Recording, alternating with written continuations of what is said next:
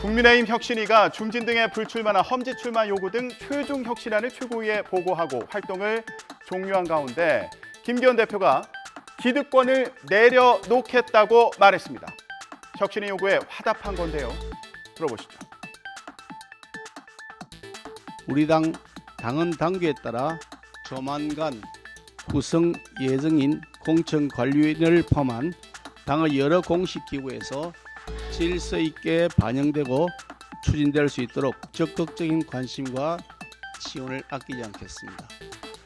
아울러 저를 비롯한 우리 당 구성원 모두는 국민 눈높이에 맞지 않는 모든 기득권을 내려놓고 사적성의 각오와 민생과 경제를 살리라는 국민의 목소리에 답해 나갈 것입니다. 말뿐이 아닌 행동으로 보여드려야 하겠습니다. 하지만 시기와 방법 등 알맹이는 없다는 지적도 나오는데요. 혁신위 희생 요구를 당장은 받아들일 생각이 없다는 뜻을 거듭 밝힌 거 아니냐, 이런 반대 해석도 있습니다. 그러자 지도부에서도 시간이 없다면서 희생 의지를 서둘러 실천하라는 압박의 목소리가 나왔습니다. 김병민 최고위원의 말을 들어보시죠. 우리에게 주어진 시간이 정말 얼마 남지 않았습니다. 정말 어렵고 힘든 수도권에서 국민의힘 간판을 달고 간절한 마음으로 뛰는 정치인들에게 우리 당 지도부가 희망이 되지는 못할 망정 절망과 원망의 대상이 되어서야 되겠습니까? 지금 이 자리에 있는 지도부 중 어느 누가 혁신위의 희생에 대한 요구에 대체 답을 내어놨단 말입니까? 최고위에서는 반대로 대안 없는 흔들기를 멈추라는 엇갈린 목소리도 여전한데요. 이어서 들어보시죠. 정말로 김기현 대표가 당장 물러나는 것만이 총선에서 이길 수 있는 길일까요?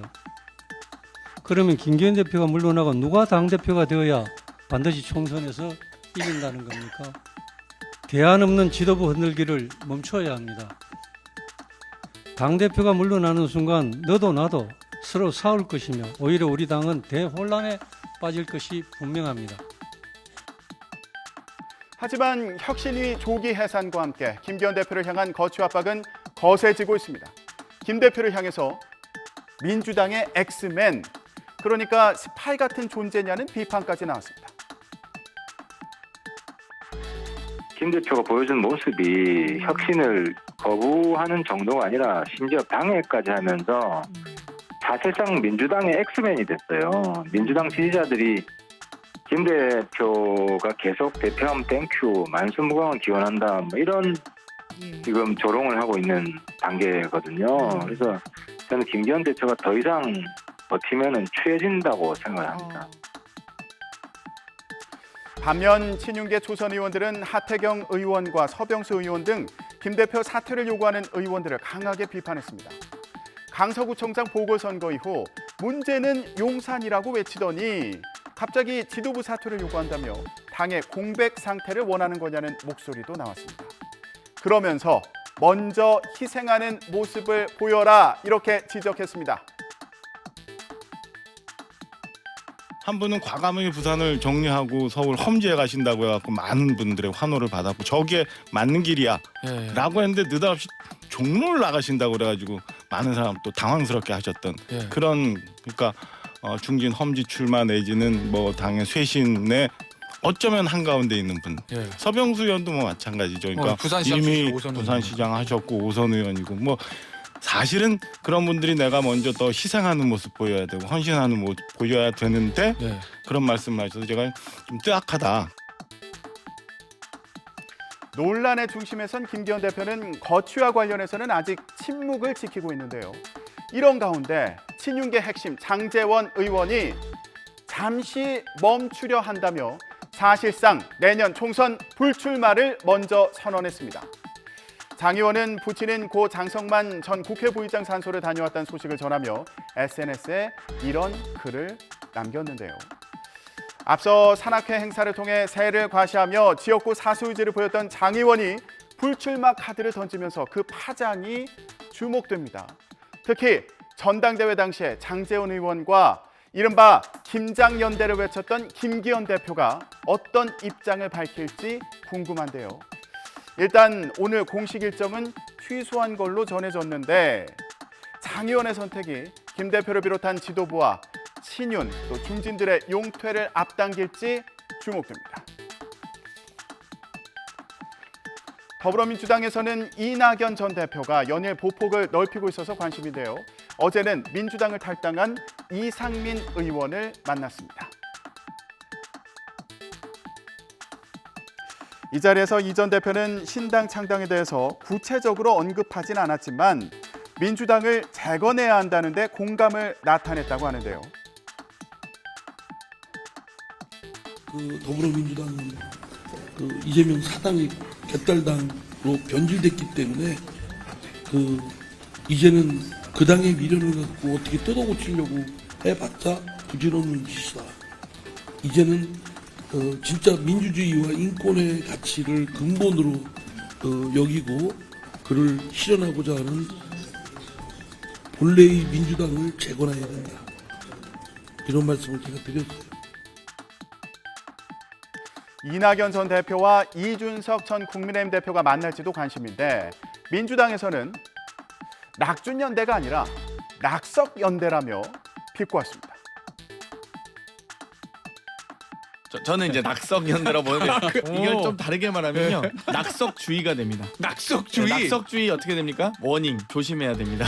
그렇기 때문에 낙석주의다 이렇게 좀 다시 한번 말씀드리고 싶습니다. 그동안 대한민국에서 전두환 노태우 시절의 민한당 이후에 안철수 손학규로 이어졌던 일종의 정통야당과 다른 삭고란 우선인데 성공한 적이 없습니다. 이재명 대표하고 경선을 해서 진 분 아닙니까? 예. 그렇다면 이건 그냥 사실상 경선 불복이다 전 이렇게. 이에 대해서 이낙연 전 대표는 대과할 가치를 못 느낀다 이런 반응을 보였습니다. 만약에 신당을 창당하면 뭐 경선 불복이다, 사고 우선이다 이렇게 좀 강한 비판이 나왔는데 어떻게 보시겠어요? 네, 일일이 대꾸할 가치를 안 느낍니다. 이제 당에 남아서 혁신을 이끄는 거랑 신당을 창당하는 거랑 둘 중에서 좀 현재 시점에서 총리님 마음이 기우는 건 어디에 있던 거예요? 제가 귀국하고 5개월 이상을 기다렸습니다만 바람직한 변화를 감지할 수 없었습니다. 또 언론 인터뷰에서는 신당 창당 시기와 관련해서 새해에는 새로운 기대를 국민들께 드릴 수 있다면 좋겠다며 가능성을 좀 더 구체화했는데요. 다만 김부겸 전 총리와 또 정세균 전 총리와의 연대나 행동에 대해 얘기한 적은 없다면서 3총리 연대설에는 선을 그었습니다. 정세균 전 총리도 연대설은 실체가 없다며 일축했습니다. 들어보시죠. 총리님도 연대선 실체가 없다고 봐야 되는 건가요? 그런 거 없어요. 이낙연 대표 따로 만나시거나 할 계획 있으신가요? 언제든지 만날 수 있죠. 민주당의 통합이 필요하다고 보시나요? 저는 원래 항상 통합론자예요. 통합주의자. 원래가 그래요. 제가 어느 누구든 필요하면 항상 만나서 대화하고 지혜를 모으고 힘을 합치는 그런 노력을 하는 것이 저의 책무이죠. 이재명 대표는 정세균, 김부겸 전 총리와 만남을 추진하고 있는 것으로 전해졌는데요. 당내 통합 행보를 보여줄지 관심입니다. 이런 가운데 오늘부터 예비 후보 등록이 시작되는데요. 그런 만큼 앞으로 정치권의 신경전도 더 치열해질 것으로 보이죠. 예비 후보자로 등록하면 선거사무소를 설치하고 선거운동용 명함을 배부할 수 있는데요. 그런데 아직도 선거구 획정이 안 돼서 선거구 변경 가능성이 있는 일부 지역은 어디에 가서 명함을 돌려야 할지 깜깜한 상황이라는 것도 문제입니다. 이럴수록 정치 신인에게 불리할 수밖에 없을 텐데 여야 협상의 속도를 낼지 지켜봐야겠습니다. 지금까지 전국 브리핑이었습니다.